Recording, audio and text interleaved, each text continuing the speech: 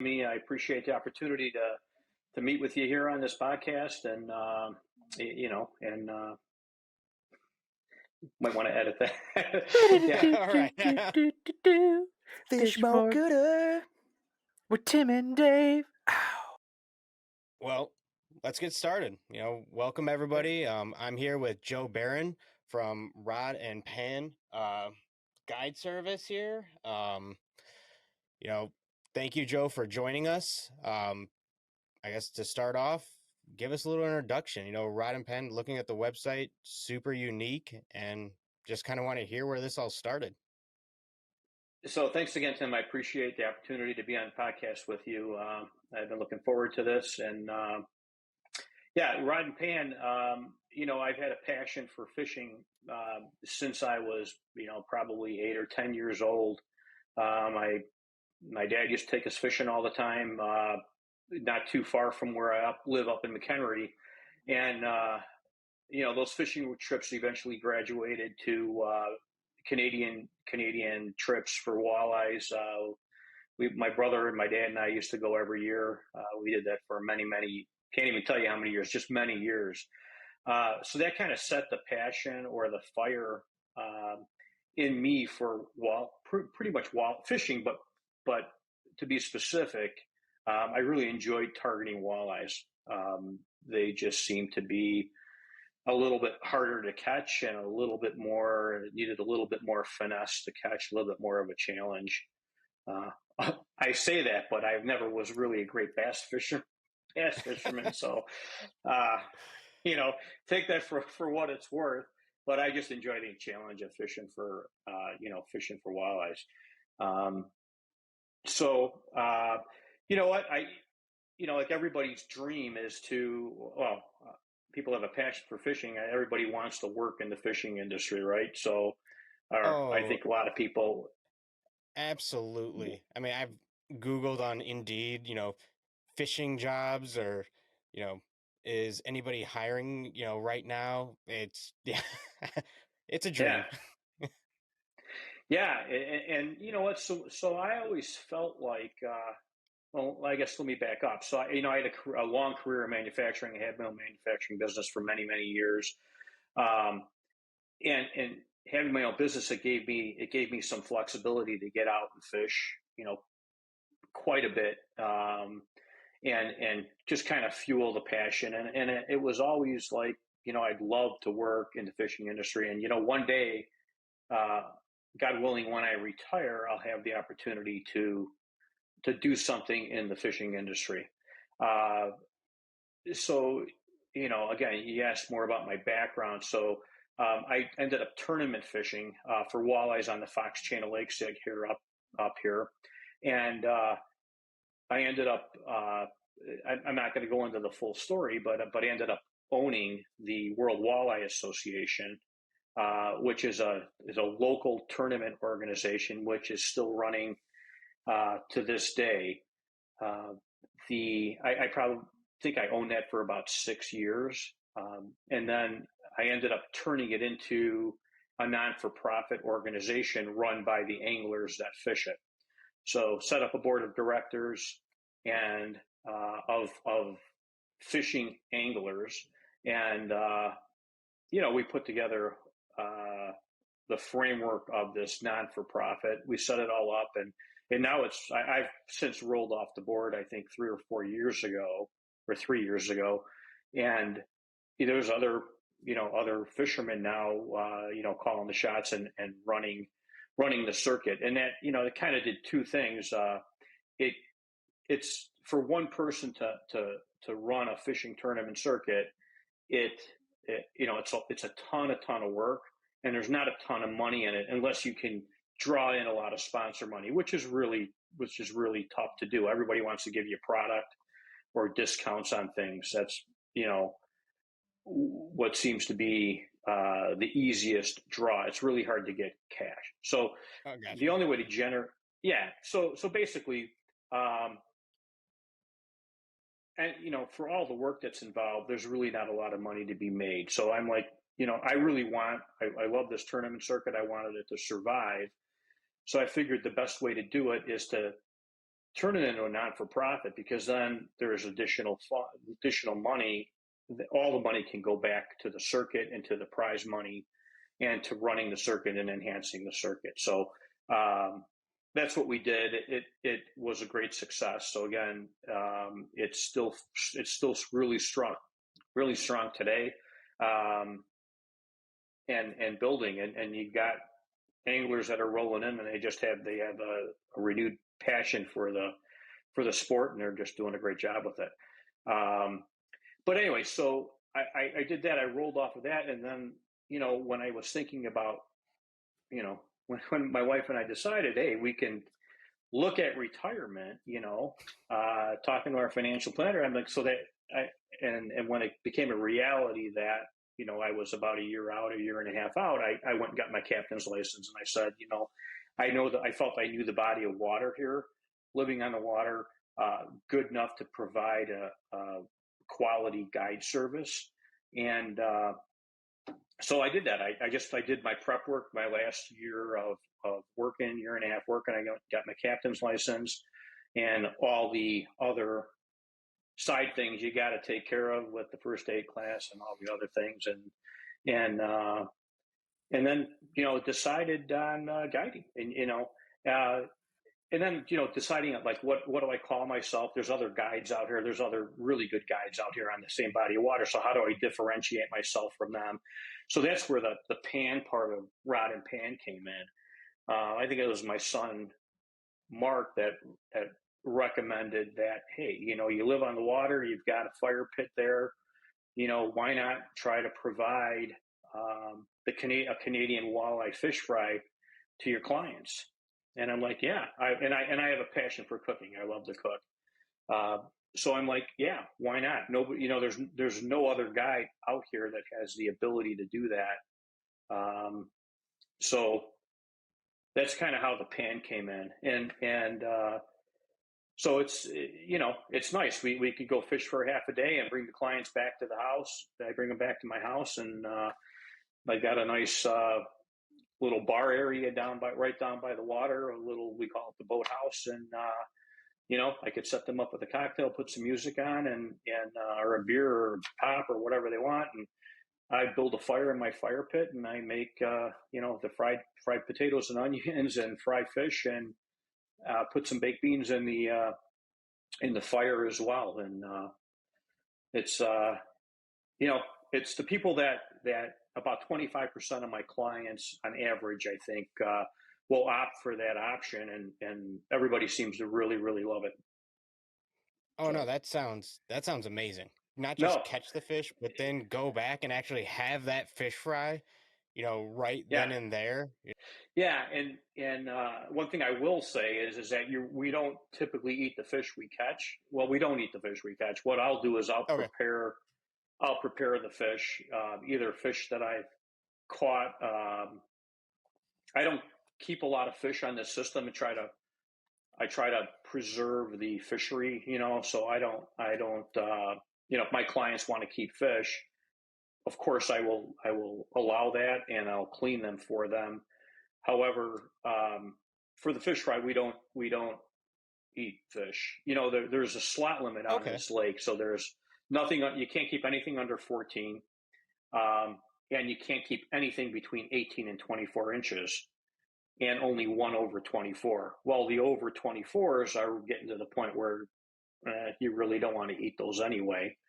And the 14 to 18, you may have a great day walleye fishing out here, but you may have a bunch of slot fish that you can't keep. You may have the 18s, the 24s. You can have an outstanding day with those and not have anything then for your lunch. So I'm like, I want to be able to, if somebody is expecting a fish lunch, I want to make sure that we have the fish. So I typically will buy Canadian walleye for that. Okay. Yeah, because I just want to be clear there. Very, very good. Because that was another one of my kind of questions, for the, guided service as a whole. Do you mostly do catch and release, or, are you keeping? And I think you just kind of answered that whole question. If the client does want to keep a fish, if you get some within the range that are keepable, they can. I think for me, in Yeah, this case, it would probably be more of release just to keep the ecosystem healthy, like you said. When you get a lot of people hitting that fishery a lot, you know, sometimes you see people take those out that are at that upper limit, and you're like, just put that healthy one back. Go. those are the spawners, right? That's why that Yeah. limit's there. That's why they're protecting those fish so they can reproduce.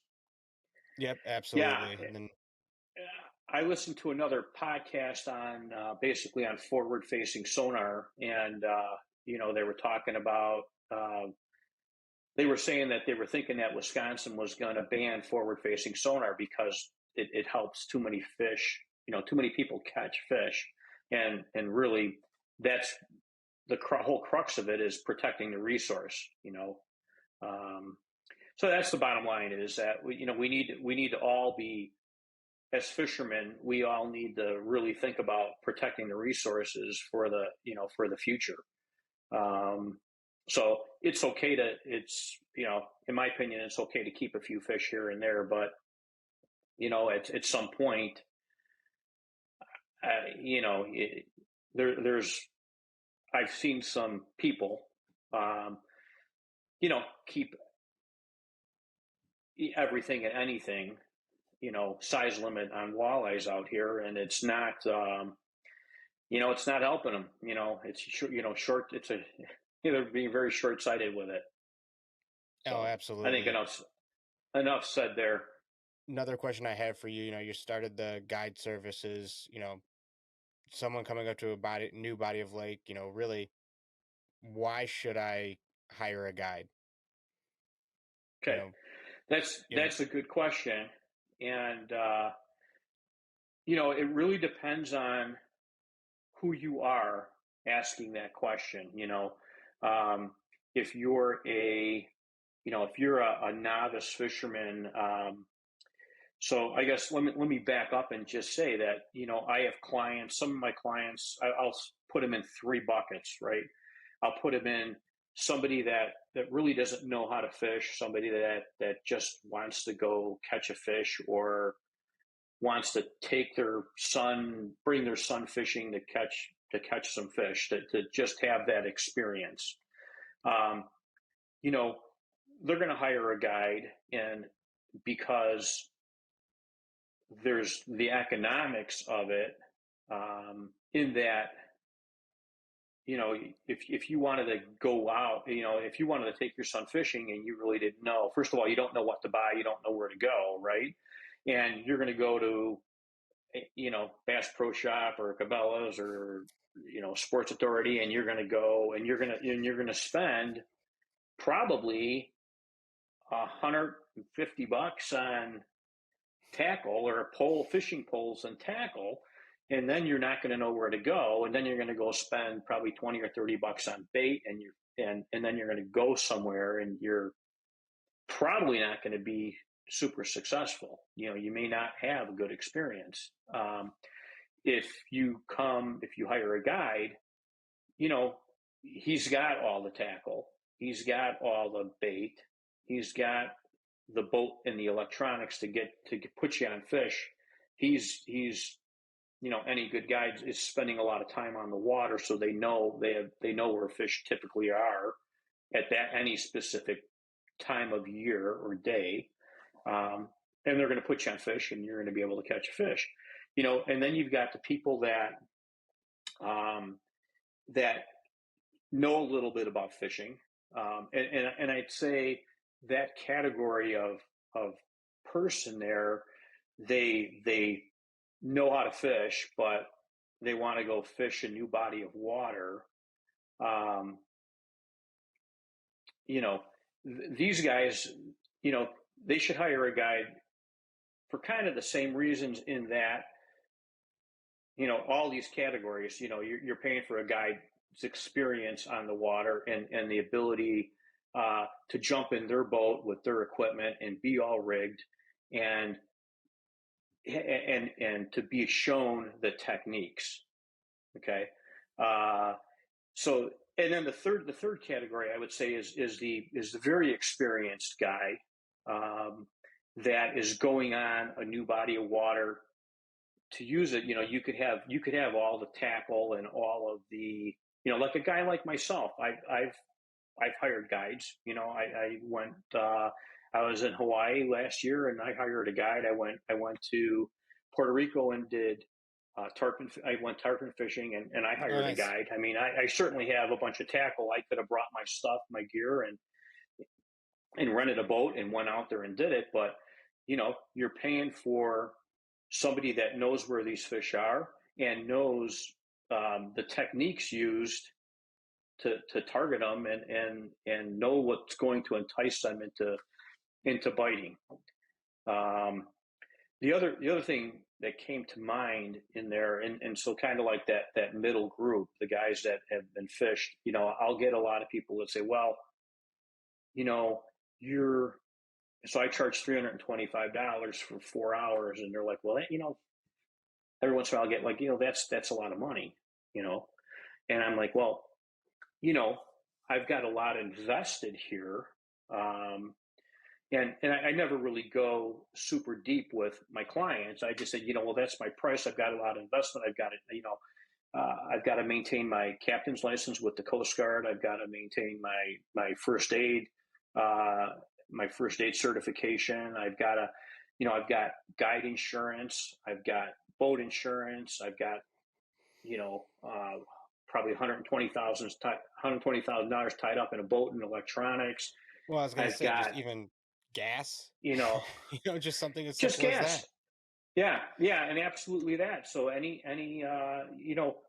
probably burn about $30 or $40 worth of gas on a guide trip, and probably $25 worth of bait. Now, some of that I could roll to the next day, some of the bait, um, but yeah, it's a lot. And then one of the things that Rod and Pan does is I provide water and Gatorade and on ice in my boat for my clients.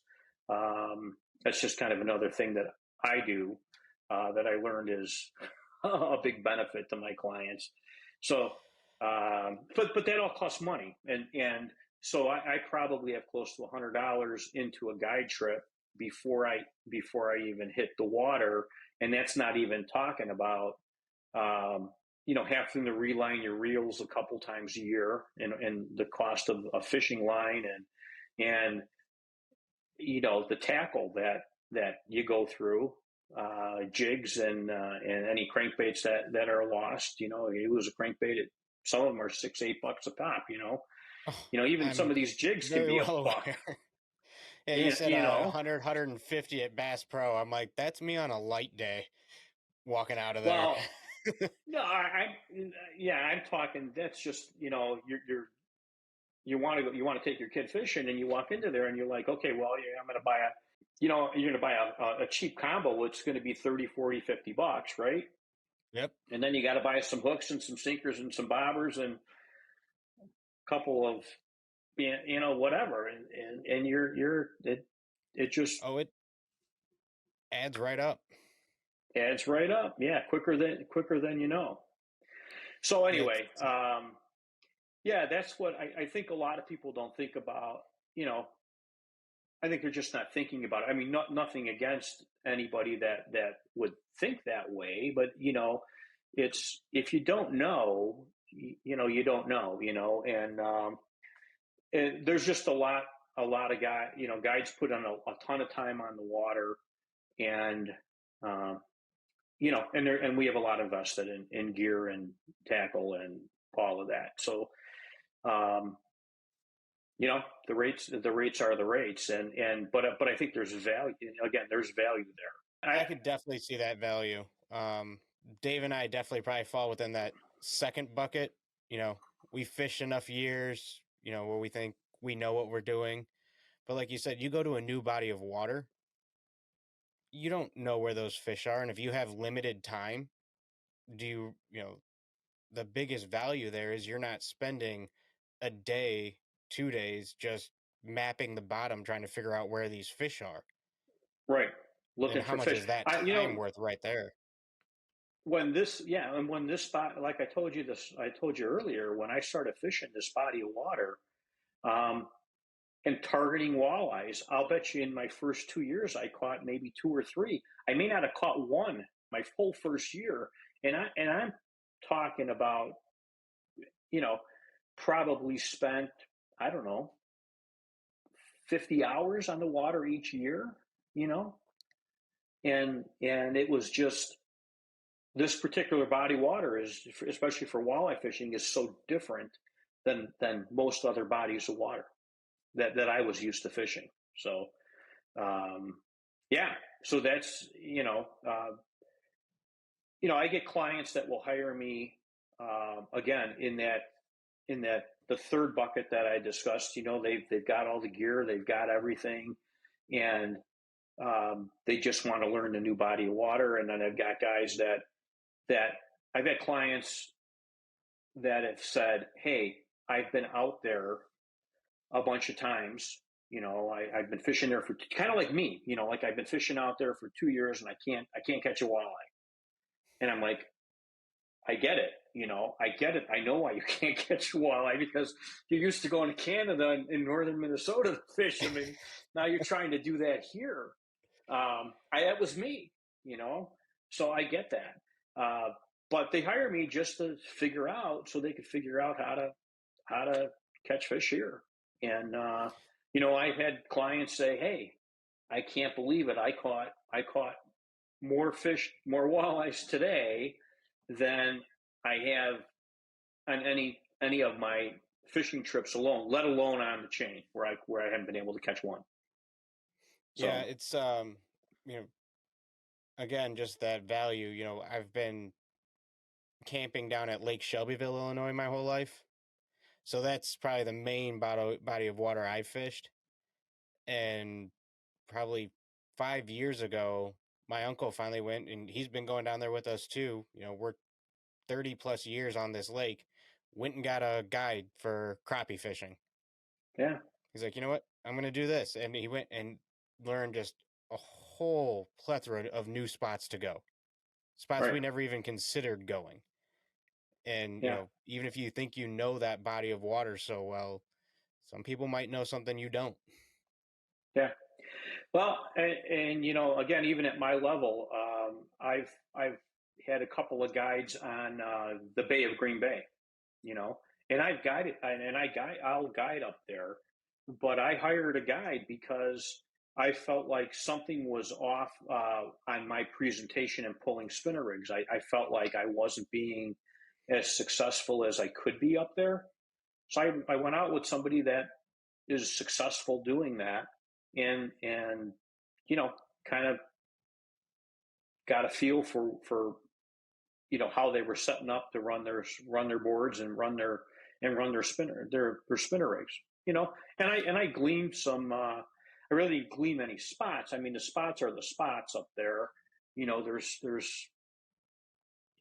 big flats and reefs that we're trolling for on Green Bay, but again, I just how there's how many ounces of weight they're using in front of their spinners, and what depth they're targeting, and how much line they're letting out. And for me, it was just I guess just a confirmation that that I'm either I wanted to make sure I wasn't like totally missing the boat on something, and I wasn't, but I did get keyed into some color patterns that I was missing the boat on. And I think that was the biggest thing that I learned, but it was huge benefit. Yeah, even that, like you're saying, just technique going after, some of these fish. I've always been crappie and largemouth. I know there's a ton of people who fish for walleye on Lake Shelbyville. I always see them cruising around, but if I were to go and try and do that, you know, next time I'm down there in June, I would have no idea where to start. Where to start? Yeah. Like even if I started pulling up YouTube videos, I wouldn't know the right way to go about letting the line out, how much line, the depth. Yeah. But just the guide service, like you said, just that technique aspect as well. Well, you could figure anything out yourself with enough time on the water. I mean, they always say it's about time on the water, right? But you can minimize your time on the water if you've got somebody to show you. And that's Absolutely. it could boil right down to that. You're buying the knowledge, basically. I don't know if that's kind of the right way to say that, but you're It you're going works. to go fish with somebody that's got a bunch of experience, has a bunch of experience, and you're going to see how to do it. You know, again, I've had people all over the map in all of those buckets and in between those buckets that we discussed, for guide parties. And my goal is to, when somebody gets out of my boat, that they've learned something. So I'll sit down, and before we even leave the dock, I'll talk to my clients about what their level. I'll make sure I have a good understanding of what their level of fishing is, and I'll ask them, like, what is their objective. Of course, the it doesn't have to be said that people want to catch fish, right? I mean, They don't come up and you say, know, I want to get skunked today. I want to catch right? no fish. That is my No one objective. has, no one has said that to me. Yeah, I want to go home Surprising. disappointed. Yeah. But I forgot where I was going with that, but what they want to learn or take from it. yeah. So I sit down, and we'll sit at the dock, and we'll just talk a little bit about their level of experience and what they want to, what's their goal for the day besides catching fish. Of course, that's a given. Do they, some people just want to learn how to cast a spinning reel. I've never had a spinning reel. Some people want to learn how to troll, and some people they want to feel the bite as opposed to trolling. Some people are just really adversely, like, I do not want to troll. And,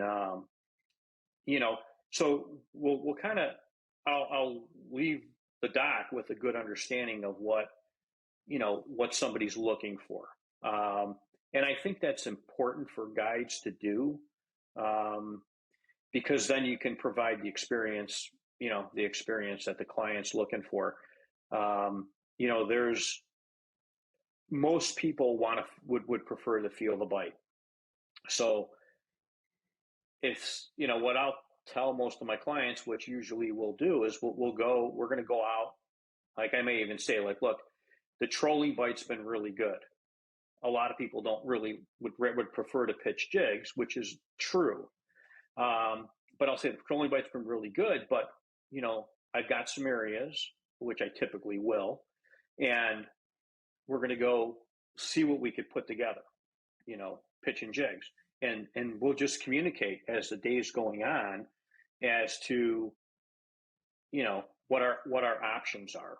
And sometimes I'll be surprised, and, we'll go, I may think there's a better trolling bite, but that was yesterday, and things flip from, something's changed. And now we're on a hot jig pitch, jig bite, and people are really pleased, and sometimes we have to have that conversation after an hour or two and jump in spots that, hey, we could stay with this, I believe, either I believe we'll catch fish, or I won't, I'm honest with them. And then, but I do believe if we try trolling, we'll do a lot better. And you know what? If the trolling doesn't work for us in like an hour, we'll go back to jig fishing. So I think people appreciate that in a guide, especially especially the ones in the second and third bucket, the more experienced ones that have an idea of what they want to do. The thing I would caution a potential client against is, have the conversation with your guide, whether it's me, if he doesn't have the conversation with you, or he or she doesn't have the conversation with you, have the conversation with them, to manage your experience on the water. I've always, that had been kind of my philosophy from the day I started guiding, was to just have a good open communication with my clients and talk through everything that was going on, and why we're doing what we're doing. I had, up until at some point last year, I had all 5-star Google reviews, and I prided myself on that, because my clients Oh, got, absolutely. they got the experience they wanted, and they're really great reviews. But I had a family, and I had the conversation. I believe in my mind I had that conversation with them, and maybe I didn't, but I believe I did. And we went out on the water, and um, you know, and it was the trolling jig pitching bite type thing, and we went there and we couldn't put it together, pitch and jig. We caught a couple of fish in like a couple of hours, and you know, and I knew there were more fish to be had, and I asked them if they wanted to troll, and they said, yeah, let's troll. And within 10 minutes, I think before I even had all my lines out, we were catching fish. It was just, and we proceeded to catch a ton of fish. And I thought it was a great trip, right? I mean, the kids were super, super ecstatic. And then I got a 4-star review, and which, I mean, 4 out of 5 is not bad, right? I mean, it's And you know what? If you read her review, it was a great review, because she basically says, if you want to catch fish, go with Joe. Go with Rod and Pan. Joe with Rod and Pan, and you won't be disappointed. But with what she said prior to that was that it wasn't the experience she expected, is what that Google review said. And to me, I felt bad about that, because I want all my clients to have an experience I want them to get out of it what they're expecting and what they want to get out of it. So I just felt like, apparently I thought I did my job up front, having that talk with them. But, and in my mind I did, but obviously just because I said what I think I said doesn't mean my client heard it. So, yeah. that was good feedback. It was good feedback for me, and nothing against my clients. They, your clients, they want what they want, and they want to do what they want to do. So it's really the guide's job to make sure that you can deliver, or at least manage. If you can't deliver something, you got to manage those expectations up front. I have to say, I'll get off. really, I appreciate that mindset though. That's great. And so I will say, of all the people, so Joe and I met at the Northern Illinois Boat Show back, what, a month or two ago. Yeah, something like that. Yeah. And I just so happened to run into you walking through the front door. So I'll say, glad you are the guide I ran into that day, just walking through, because I appreciate that mindset, and looking forward to getting on the Well, water thank with you. you. And Yeah, hopefully I we can guess, put that together soon. fingers crossed. And I guess that'll segue me into kind of another question I had. I've done a few guided fishing trips, but mostly on Lake Michigan, deeper water. Um, I've never done one on an inland lake. So when it comes to, like, we were talking about tackling gear, is there anything I should bring, could bring, or shouldn't bring? How does that work? Uh, well, speaking for Rod and Pan, and I don't want to be presumptuous and say for all guides, but again, you got to communicate with your guide up front to be clear on this. But like with Rod and Pan, we provide the complete experience. So I will provide, obviously I've got the boat and all the electronics, and I'll have all the rods and all the tackle and all the bait that we're going to need, any lures and all of that. So really, all you need to bring is positive attitude and dress for the weather. I mean, even to the point of I bring water and Gatorade, um, in a cooler with a bunch of ice in it, for my clients, and I do that because I want my client, especially in the hot summer days, I want my clients to make sure that they stay hydrated.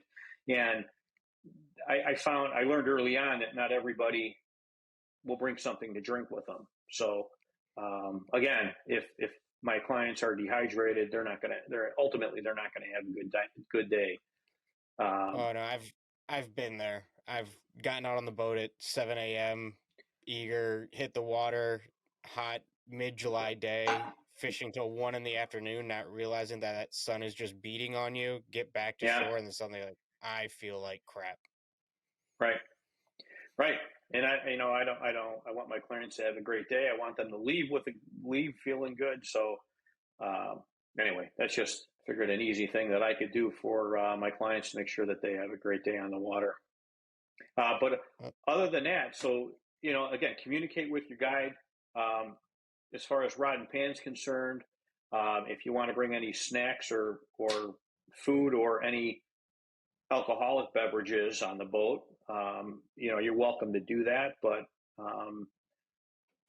if you're good with water and Gatorade, and just show up dressed for the weather, and and let's touch on the weather real quick. You know, most of the guides are used to fishing in pretty bad conditions.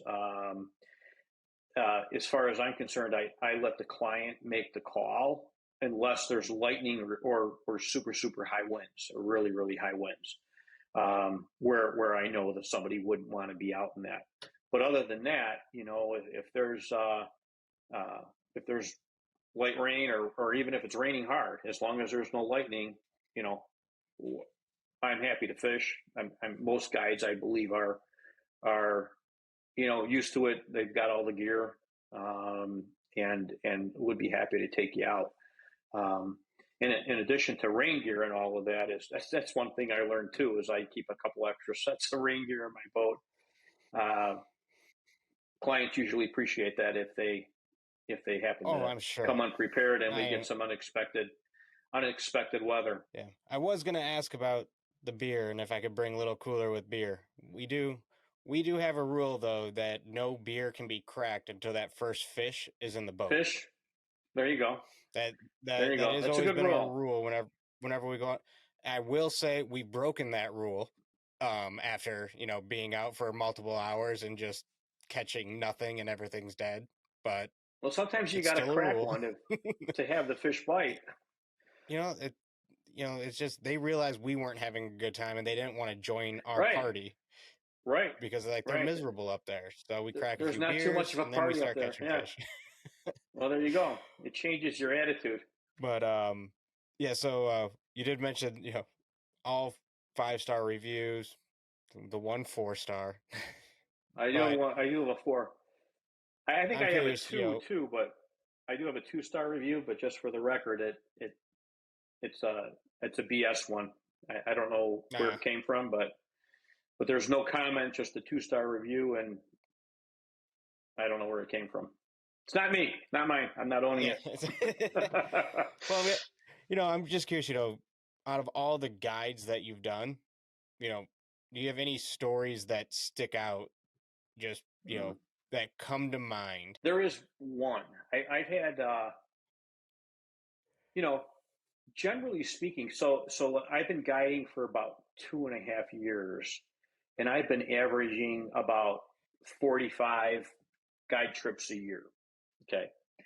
So I've had over 100 guide trips in the past couple of years, and there's only one that sticks out. There's a couple that stick out, but one in a negative way.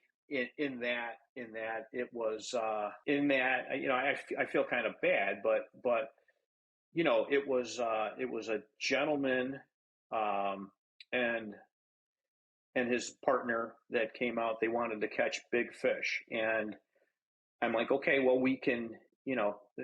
there's big cats, there's big muskies, in the lake, but muskies are, it's not like you're going to go out and catch 6 of them in a day or 5 of them in a day. Hell, you can go out, you can fish days and not even catch one, but we'll go. We'll try. We'll put the muskie gear out, and we'll do what we can to put one in the boat. So we went out. We did some casting. We did some trolling. We caught a couple of big catfish. I mean, 7-8 pound catfish. About an hour before the trip was ending, things got, the whole mood changed kind of in the boat, between everybody. I'm like, okay, I could feel it. Something's in the air. And the bottom line is that when push came to shove, they basically told me, they got out of the boat and said, yeah, well, I don't feel like, we didn't catch a muskie, so I don't feel like we need to pay you. And like, you're kidding me, right? We burnt the gas. And he felt like the $100 deposit that I took was enough to cover my gas, which he was right, it was, and the bait, and that did cover that. But he felt like I didn't deserve anything else. And that was that. And what, I'm standing there at the dock, and what am I going to do? Okay, I'm not going to hold him hostage, so, but that was just one out of 100, let's just say, Oh, and, absolutely. And, I think that does bring up a good point too. When you, just for all guides out there, anyone hiring a guide, it's realize you're going fishing. They're not right. magicians. It's not catching. Yeah. Yeah. Yeah. You're going fishing. We caught fish, but we caught it. And again, we were fishing big baits for big fish because, that's what the client wanted. And we caught a couple of really nice cats, but they weren't muskies. So he felt like he didn't have to pay me. And, I don't want to dwell on it.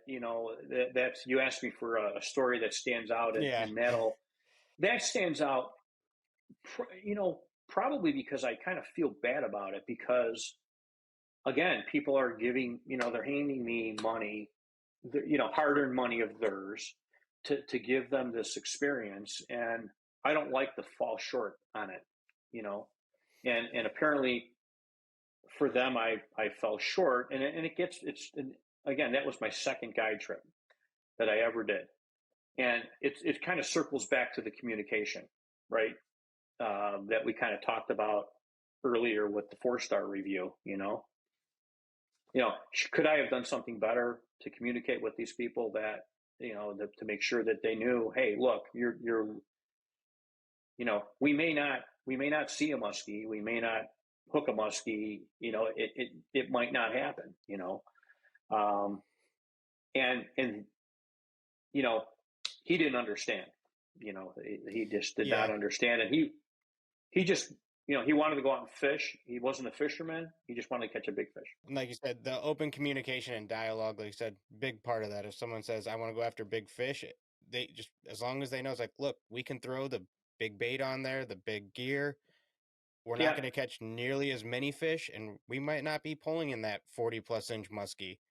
Right. Or we could go this route, and you're going to be reeling in fish pretty much all day. Right. It's kind of that, what experience are you looking for? And again, it's communication. So anybody that's listening to this and they're thinking about hiring a guide, I would just say, if your guide's not communicating with you, just ask the questions. I mean, he should. I mean, there's a lot of good guides out there, and my guess is they all are communicating. But if you're not getting the communication, let them know what your expectations are. So if for some reason, if your expectations are not realistic, at least you can have the conversation with them about it and what you can expect, and just get on the same page. But, I don't want to leave that talk about stories on the negative. So I want to touch on that again. I've had over 100 clients in the past 2.5 years, and that was one experience, and it's certainly the exception, not the rule. And I probably could have communicated better to maybe minimize what happened there. but so I'll own some of that. But everybody else, I mean, I think fishermen in general are just easygoing, uh, lovable people. Really. I'm having a ball guiding. Um, I enjoy people. I enjoy talking to people, and I enjoy showing them how to fish, seeing them catch fish. Some of them, a lot of them, they're personal best fish. Personal best fish.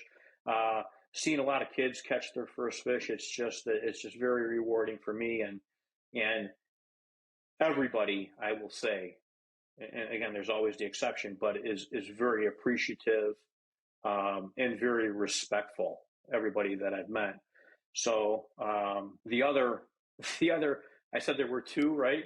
The other one Yep, you is said there's there too. couple of gentlemen that I fished with. They've hired me. Uh, they've come back a couple of times, but what was interesting is they tipped me in tamales, in fresh made tamales, which I don't know where that came from, but it was they were great tamales. The guy owned a restaurant. He had owned a restaurant, and we talked about it in the boat.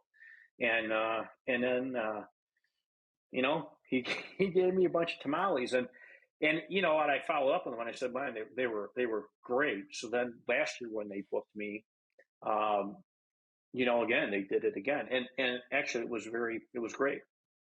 So, but that stands out because it's kind of odd. Great tamales. Yeah, You know. yeah, they were good, but it was different. It was different. I never expected that, and but anyway, and the other thing, I will talk about tipping is that it's good to tip. It's good to tip your guide. Um, I think there's a lot of people out there that don't realize that the etiquette, is to tip is the tip a fishing guide. Really, you're working hard. Especially if you see your guide working hard and changing techniques and re-rigging rods and tying all your knots and baiting all your hooks, and they're working hard and they're putting that effort in to give you, um, the best experience. It's a service. It's a service industry, kind of like you're going to a restaurant, right? Type thing, and they do appreciate it. They do appreciate it, and it does help because there are a lot of costs associated with it, as we talked about with Yep. gas, fuel, bait. In Rod and Pan's case, the drinks and stuff, and if they've done a good job, you know, show them your appreciation, uh, a tip, and anybody that's got Google, leave them a Google review and let them know, how they did. No, I think that's a great point. At least like you said, bring it up. At least let everyone know who does listen in and is curious about hiring a guide that is the etiquette, because sometimes you also if it's new, you might not be sure. Am I supposed to tip? Am I not supposed Right. to? Is it fall in? Yeah, for At sure. least understanding the etiquette is that key point there. Where if you Right. see them, hustling and bustling the whole time out on the water, and like you said, especially if you switch from jigging to trolling and they're changing knots, changing poles, changing gear, Yeah. that's a lot of work. I'm Yeah. a textbook overpacker in the boat. I'll bring as many poles as I can already rigged with different things because I don't want to take the time out of my day Yeah. to re-rig my poles because it Yeah. is a lot of work. Yeah. And typically, when I'm on the water, I'm rigged for just about for any presentation that, I think we're going to need in that particular day. And again, I'm probably, living on the water. I'm probably fishing, um, starting real soon here, 5 or 6 days a week. I'm on the water fishing, even if it's for just a few hours myself, if I don't have clients, just trying to stay on top of the fish. So, I'll have a good idea. Um, you know, there are times when I have slip bobber rods rigged. I always have trolling rods ready to go. And I always have jig pitching rods ready to go. but they do there's 3-way rigging that we do around here a lot. I typically don't end up doing a lot of that with my clients because we don't need to, typically. But if I feel we need to go to that, then I'm re-rigging. There's only I mean, I got a 20-foot boat that stores a lot of rods, but it'd be no. There's only so much. I might have, yeah. I mean, literally, I might have 25 rods in the boat when we go out fishing, and they all got a purpose. Yeah, I hear that. Whenever we hit the water, there's 3 of us in my boat. I think my poles are taking up just me 85% of the storage area because I'm like, it's my boat. I get all the storage for my poles. You guys each get 1 or 2. Well, golfers don't go on the golf course with one rod, do they? With one club, do they? Nope, I have probably way too many clubs too that I don't need, and that's the funny. I always bring, I'll have 10 rods on the boat, and I'll use 1, maybe 2 the whole time. Probably just because I'm stubborn. Yeah. And when I start fishing with something, I'm like, I'm gonna catch something on this, and then I get to the the point where I'm so invested. I'm like, if I stop fishing with it, I probably would catch something if I kept using it. So I'm just gonna keep using it. Yeah. Probably not the best mentality. Probably should be changing things up more, but stubborn. Yeah, it's I want to say I'm not a big believer in color. I mean, I do believe in color. I do believe in color in that I will make sure that everybody's rigged with different colors. Like if we're pitching jigs, all my clients will have different colors, and if somebody's one color's has caught a few fish, I will start migrating other people to the same color and retying, and if that new person will, let's say a blue jig is now catching fish too, then I'll switch everybody over. But I think it's more getting your bait to the fish. What'll happen is that we may be, we fish a lot of shallow water here, so we have we fish a lot of light jigs, like 1/8 or 3/16 ounce jigs is probably my go-to jig size. But if the wind kicks up, or you may have somebody that is not patient enough to make sure that jig's getting to the bottom, I may have to scale their jig up too. So that's the other thing about guiding, especially when you're fishing live bait or you're not trolling. If you're trolling, typically your guide's going to be setting on your lines and those baits are going to be running in the right spot. If you're fishing live bait, I'm responsible to make sure that all of my clients in the boat, there may be 2 or 3, 4, have the opportunity to catch a fish. So you've got to either coach, you've got to put a presentation in their hand that A, they can be successful with, and B, the fish are gonna want to eat. So we'll change things up there, and it'll really be, like with jigging, I may put somebody on a little heavier jig. I may scale their jig up because they want to be a little bit too aggressive with it, or they can't feel the bottom or they can't tell. I'm like, you gotta make these fish are bottom related. You want to make sure you're feeling the rocks. If you cast at 10 o'clock here, you're going to feel rocks. If you cast at 12 o'clock, you're going to feel it's going to be smooth. Well, if somebody tells me, well, I can't feel that because we may be shooting for the transition area in between sand and rock, fish may be holding on that. And I'm like, well, if you can't feel the bottom, you don't know if you're in the rock and you don't know if you're in the sand. So I've got to scale them up. Those are the types of things that, that a guide's going to help you with it. And that circles back to, is your guide working for you? Is he paying attention to what you're doing and what you got going on? Or is he just figuring like, hey, these guys are paying me to take them fishing. I'm taking them fishing. Whatever happens, happens, Yeah, they're not just paying just to use your boat. like you Right. said, it's the experience, and like you said, Right. it all kind of. It's funny how the whole conversation just did circle all the way back to that kind of the benefits of the guided service and what you're getting Right. out of it, and Right. why you're paying, for the experience. I'll tell you what, I have fingers crossed that this coming Saturday will work. Right now, Dave and I have Joe booked for this Saturday, but we've been getting insane amounts of rain up in the area right now, and the water's just crazy.